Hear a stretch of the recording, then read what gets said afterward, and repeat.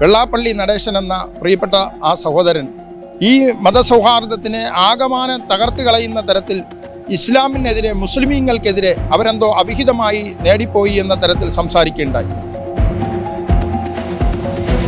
കൃത്യമായും ഓരോ സമുദായവും അവർക്ക് അവകാശപ്പെട്ടത് എന്താണ്, അവർക്ക് ലഭിച്ചിട്ടുള്ളത് എന്താണ്, അനർഹമായി അവർ നേടിയിട്ടുള്ളത് എന്താണ് എന്ന് ഗവൺമെൻറ് പുറത്തുവിടണമെന്നതാണ് മുഖ്യമായും ഈ ധർണ കൊണ്ട് നമ്മൾ ഉദ്ദേശിക്കുന്നത്.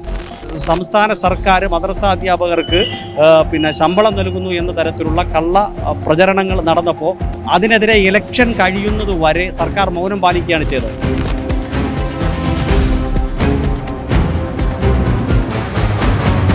നമസ്കാരം. വെള്ളാപ്പള്ളി നടേശനെതിരെ നമ്മുടെ സർക്കാരിനെതിരെ നിരവധി ആരോപണങ്ങൾ ഉന്നയിച്ചുകൊണ്ട് ഇപ്പോൾ മുസ്ലിം സാമുദായിക നേതാക്കൾ ഇപ്പോൾ രംഗത്തെത്തിയിരിക്കുകയാണ്. നമ്മളോടിപ്പോൾ സംസാരിക്കുന്നത് മുസ്ലിം മതപണ്ഡിതരാണ്. ഈ സമരത്തിൻ്റെ ഉദ്ദേശ ലക്ഷ്യം എന്താണ്? നമുക്കറിയാം, ഈ കേരളം മാനവ മൈത്രിയുടെയും മതസൗഹാർദ്ദത്തിൻ്റെയും കേന്ദ്രമായി മുന്നോട്ട് പോയിക്കൊണ്ടിരിക്കുകയാണ്. ഇവിടെ ഭരണഘടന മുസ്ലിം സമുദായത്തിന് ഉറപ്പുവരുത്തുന്ന നൽകിയിട്ടുള്ള അവകാശങ്ങൾ മൂലം പൂർണ്ണമായി നൽകാൻ ഇവിടുത്തെ സർക്കാരുകൾ തയ്യാറാകാത്ത ഒരു സാഹചര്യമുണ്ട്.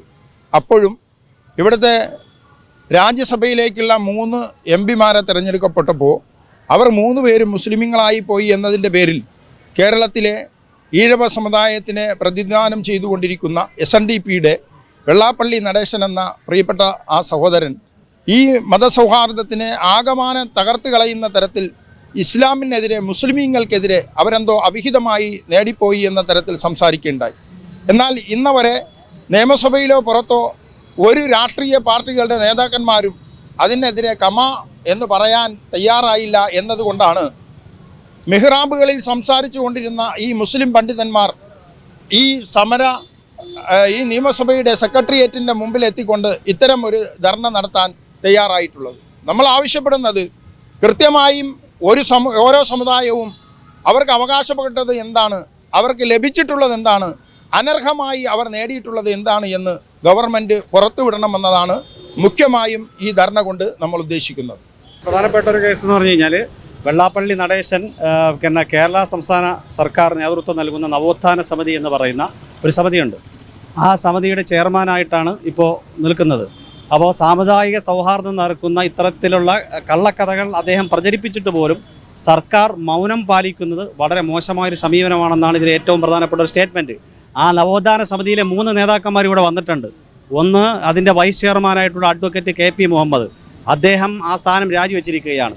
രണ്ടാമത്തത് ദക്ഷിണ കേരള ജമിയത്തുൽ ഉലമയുടെ ജനറൽ സെക്രട്ടറിയായ തൊടിയൂർ മുഹമ്മദ് കുഞ്ഞ് മൗലവി, അദ്ദേഹം ഈ നവോത്ഥാന സമിതിയിൽ അംഗമാണ്, അദ്ദേഹവും ആ സ്ഥാനം രാജിവെച്ചിരിക്കുകയാണ്. മൂന്നാമത് കടയ്ക്കൽ അബ്ദുൽ അസീസ് മൗലവി, അദ്ദേഹവും ഈ സ്ഥാനം രാജിവെച്ചിരിക്കുകയാണ്. അഡ്വക്കേറ്റ് KP മുഹമ്മദും തൊടിയൂർ മുഹമ്മദ് കുഞ്ഞ് മൗലവിയും സർക്കാരിൻ്റെ വ്യത്യസ്തമായിട്ടുള്ള പദവികൾ വഹിച്ചിട്ടുള്ള ആളാണ്. തൊടിയൂർ മുഹമ്മദ് കുഞ്ഞ് മൗലവി കേരള സംസ്ഥാന ഹജ്ജ് കമ്മിറ്റിയുടെ ചെയർമാനായി കൂടി സേവനമനുഷ്ഠിച്ചിരുന്ന ഒരു വ്യക്തിയാണ്. അപ്പോൾ അങ്ങനെയുള്ള പ്രമുഖരായ വ്യക്തിത്വങ്ങൾ ഈ സമിതിയിൽ നിന്ന് രാജിവെച്ചു. അതിനു മുമ്പ് ഡോക്ടർ ഹുസൈൻ മടവൂർ, അദ്ദേഹം ഇതിൻ്റെ വൈസ് പ്രസിഡൻ്റായിരുന്നു, അദ്ദേഹം രാജിവെച്ചു. ഈ രാജിയൊക്കെ തുടരുമ്പോൾ പോലും സംസ്ഥാന സർക്കാർ പാലിക്കുന്ന ഈ മൗനം വളരെ ഗുരുതരമായിട്ടുള്ള ഒരു അനാസ്ഥയാണ്. ഈ ഇത്തരത്തിലുള്ള പ്രചരണങ്ങൾ നടക്കുമ്പോൾ സ്വാഭാവികമായിട്ടും സംഭവിക്കുന്ന സമുദായങ്ങൾക്കിടയിൽ സംശയം ജനിക്കുകയും, കാരണം ഈ പ്രചരിപ്പിക്കപ്പെടുന്ന കണക്കുകളൊക്കെ വെള്ളാപ്പള്ളി നടേശൻ സാർ, അദ്ദേഹം ഒരു പ്രബല സമുദായത്തിൻ്റെ നേതാവാണ്. അദ്ദേഹം പ്രചരിപ്പിക്കുന്ന കണക്കുകളൊക്കെ തീർത്തും യാഥാർത്ഥ്യങ്ങൾക്ക് വിരുദ്ധമാണ്. പക്ഷേ അത് പറയേണ്ടത് സർക്കാരാണ്. അദ്ദേഹം ഒരു കാര്യം പറഞ്ഞു എന്നുള്ളത് ഓക്കെ, സമ്മതിച്ചു. പക്ഷേ അത് പറയേണ്ട സർക്കാർ അതിനകത്ത് സ്വീകരിക്കുന്ന സമീപനം വളരെ മോശമായൊരു സമീപനമാണ്. അതിൻ്റെ എന്തുകൊണ്ടാണ് ഇത്തരത്തിൽ വായടച്ചുകൊണ്ട് ഇങ്ങനെ ഒരു വോട്ട് ബാങ്ക് രാഷ്ട്രീയമായിരിക്കാം അതിൻ്റെ പിന്നിലുള്ള കാരണം. ഇതിനു മുമ്പ് കഴിഞ്ഞ നിയമസഭാ തെരഞ്ഞെടുപ്പിൻ്റെ കാലഘട്ടത്തിൽ മദ്രസ അധ്യാപകരായിട്ടുള്ള ആൾക്കാരാണ് ഞങ്ങൾ ഓരോരുത്തരും ഇവിടെ നിൽക്കുന്ന എല്ലാവരും.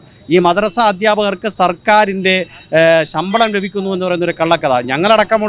ഞങ്ങളൊരു വലിയ പ്രസ്ഥാനത്തിൻ്റെ ഭാഗമായി പ്രവർത്തിക്കുന്നവരാണ്. ഞങ്ങളടക്കമുള്ള ഒരാളും 1 രൂപയും സർക്കാരിൻ്റെ ഭാഗത്ത് നിന്ന് വാങ്ങുന്നവരല്ല. 1 രൂപയും ഇന്ന് വരേക്കും ലഭിച്ചിട്ടില്ല. പക്ഷേ എന്നിട്ട് പോലും ഈ സംസ്ഥാന സർക്കാർ മദ്രസ അധ്യാപകർക്ക് ശമ്പളം നൽകുന്നു എന്ന തരത്തിലുള്ള കള്ള പ്രചരണങ്ങൾ നടന്നപ്പോൾ അതിനെതിരെ ഇലക്ഷൻ കഴിയുന്നത് വരെ സർക്കാർ മൗനം പാലിക്കുകയാണ് ചെയ്തത്. ഇലക്ഷൻ കഴിഞ്ഞതിന് ശേഷമാണ് സർക്കാർ അതിന്മേലുള്ള വിശദീകരണം നൽകിയത്. അപ്പോൾ സ്വാഭാവികമായിട്ടൊരു വോട്ട് ബാങ്ക് രാഷ്ട്രീയം ഇതിൻ്റെ പിന്നിൽ പ്രവർത്തിക്കുന്നു എന്ന് വേണം കരുതാൻ. ഇവിടെ നമ്മൾ ഒരു ഗവൺമെൻറ്റിനെ സംബന്ധിച്ചിടത്തോളം ആ ഗവൺമെൻറ് രണ്ട് സമുദായങ്ങൾക്കിടയിൽ ഭിന്നതയോ സ്പർദ്ധയോ ഉണ്ടാക്കാതെ ഐക്യത്തോടു കൂടി കഴിഞ്ഞു പോകാനുള്ള സാഹചര്യം സൃഷ്ടിക്കാനാണ് ഇടപെടേണ്ടത്. പക്ഷേ ഇത്തരത്തിലുള്ള രാഷ്ട്രീയ ലാഭങ്ങൾക്ക് വേണ്ടി ഈ വിദേശ പ്രചരണങ്ങൾക്ക് നേരെ കണ്ണടയ്ക്കുകയും മൗനം പാലിക്കുകയും ചെയ്യുകയും എല്ലാം കെട്ടടങ്ങിയതിന് ശേഷം അതിൽ നൽകുന്ന വിശദീകരണം ഒരു തരത്തിലും സമൂഹത്തിനോ സമുദായത്തിനോ ഉപകാരപ്പെടുന്നതല്ല.